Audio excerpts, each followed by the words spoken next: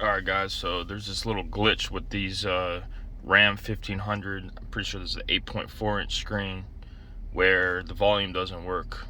No matter what, you can go to media, go to your Bluetooth, nothing, no sound. So it's a quick little fix. All you have to do is click AM, go back, and then boom, and you got your volume back. Quick little fix. I don't know, this glitch has been going on for like 3 years now. Still no fix to it. So that's it right there. They've had several software updates and they still can't figure out a way to fix it. Later guys.